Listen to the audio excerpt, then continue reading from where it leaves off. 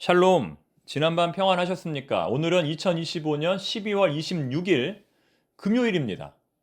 혹독한 추위가 찾아왔습니다.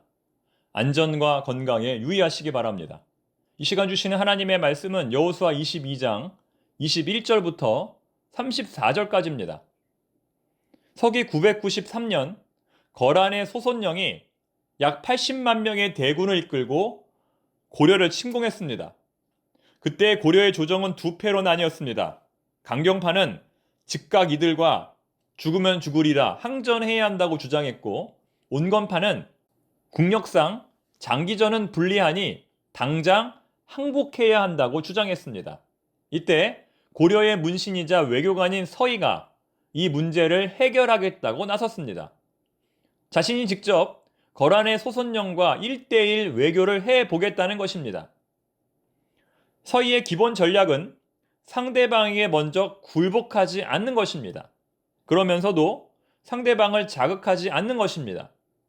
서희는 상대방의 논리를 받아들이는 듯 하면서도 뒤집는 방식으로 이 담판의 승리를 이끌었습니다. 거란의 고려 침략 명분은 고려는 신라의 후예이지 고구려의 계승자가 아니다. 따라서 고구려의 땅은 거란의 영토라는 것이었습니다. 이에 대해서 서희는 고려는 신라의 후예가 아니라 고구려의 계승국임을 주장하며 고려라고 하는 국호 자체가 고구려의 계승임을 강조했습니다. 그러면서 거란의 진짜 침략 목적이 송나라 견제에 있음을 알고 앞으로 고려가 송나라와의 관계에서 중립을 지키겠다고 약속합니다. 결과적으로 서희는 단 한 건의 전쟁 없이 압록강 주변의 땅인 강동 6주를 확보하는 데 성공합니다. 칼 한 번 휘두르지 않고 영토를 얻은 이 사건은 동아시아 외교사에서뿐만 아니라 전 세계 역사에서도 보기 드문 사례입니다. 오늘 본문의 사건도 마찬가지입니다. 동족 상잔의 비극으로 이어질 뻔한 일촉즉발의 상황이 서희처럼 단 한 건의 전쟁 없이 모두를 기쁘게 하며 행복한 마무리가 됩니다. 대체 어떤 일이 발생했는지 자세히 살펴보겠습니다. 문제의 화근은 동쪽 길르앗으로 돌아가던 르벤 갓 므낫세 반지파가 세운 큰 제단 때문이었습니다. 여호수아가 동쪽 지파 군인들에게 유언한 것처럼 앞으로도 고향에 돌아가서 신앙생활 잘해라. 하나님과의 관계가 제일 중요하다라고 말했는데 그들은 심리도 못 가서 이렇게 우상 숭배를 위한 제단을 쌓은 것으로 여겨졌기 때문입니다. 이에 흥분한 서쪽의 지도자 10명은 아론의 손자 비느하스를 중심으로 이 문제의 심각성을 동쪽 지파 군인들에게 전합니다. 민수기 25장에 나오는 부올의 죄악으로 인해 2만 4천 명이 죽은 사건을 너희들은 기억하느냐? 세라의 아들 아간 때문에 아이성 전투에서 패배한 것을 너희들은 잊었느냐? 라고 묻습니다. 그리고 정말 필요하다면 땅 분배를 다시 할 테니 여기 남아서 함께 신앙생활 하자라는 파격적인 제안까지 합니다. 이에 대해서 요단 동쪽의 군인들은 뭐라고 답변했을까요? 그 답변의 내용이 바로 오늘 본문의 핵심입니다. 먼저 22절부터 23절의 내용은 그들은 자신들이 하늘을 우러러 한 점 부끄러움이 없다는 겁니다. 만약 이 제단이 하나님이 아닌 우상 숭배를 위한 제단이라면 그것은 하늘이 알고 땅이 알고 누구보다 하나님이 잘 알고 계시다는 겁니다. 그럼 누가 우리를 심판할 것인가? 하나님이 자신들을 심판할 것이라고 그들은 말합니다. 그 정도로 그들은 스스로 깨끗하다, 떳떳하다, 죄가 없다고 말합니다. 24절부터 27절의 내용은 솔직히 말해서 조금 감동적입니다. 왜 이렇게 큰 제단을 쌓았는가? 이것은 자기들 스스로를 위해서가 아니라 누구를 위해서? 다음 세대를 위하여 자기들의 아들, 딸, 손자, 손녀를 위해서 세웠다는 겁니다. 만약에 서쪽에 있는 9지파 반 사람들이 우리에게 말하기를 너희들은 같은 종족이 아니니 앞으로는 여호와 하나님을 섬기지 마라. 너희에게는 그러할 자격이 없다 라고 말하지 못하도록 우리는 같은 종족이라는 표시를 하기 위해 이 제단을 세웠다는 겁니다. 아무래도 거리상 실로에 있는 성소에는 자주 방문하지 못할 것이고 그러다 보면 점점 멀어질 것이니 이대로 영원히 이별하지 않도록 신앙의 정체성을 계속 유지할 수 있도록 이러한 표시를 남겨두었다는 것입니다. 정말 좋은 취지에서 맞는 것이죠.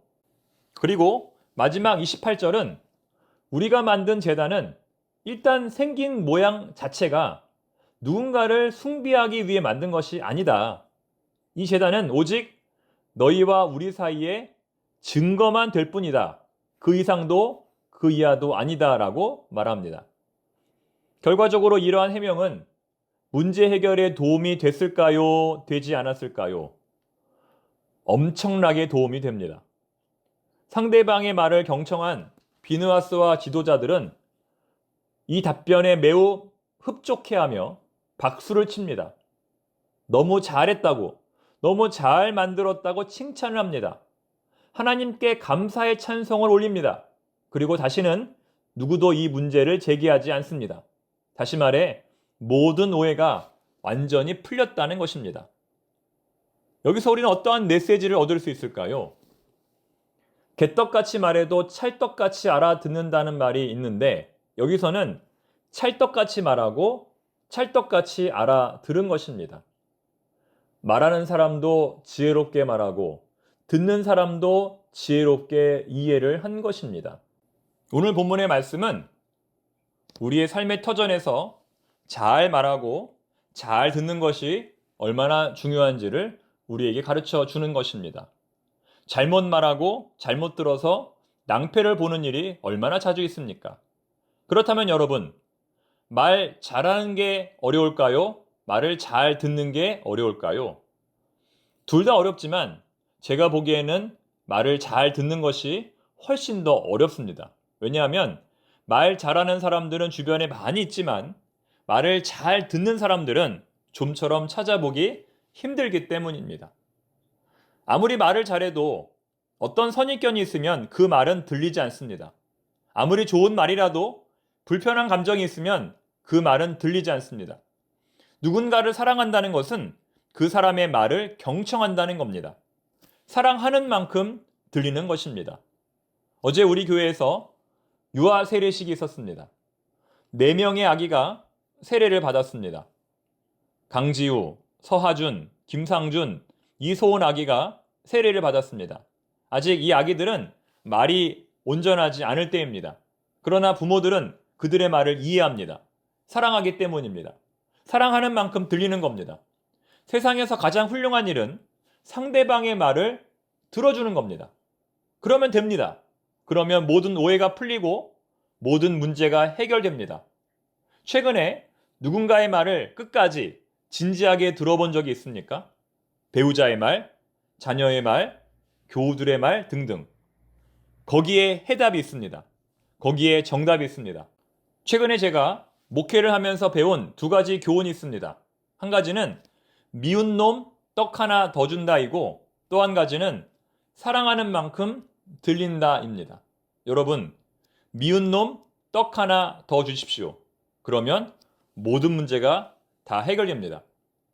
개떡같이 말해도 찰떡같이 이해하십시오. 그러면 아무 문제 없습니다.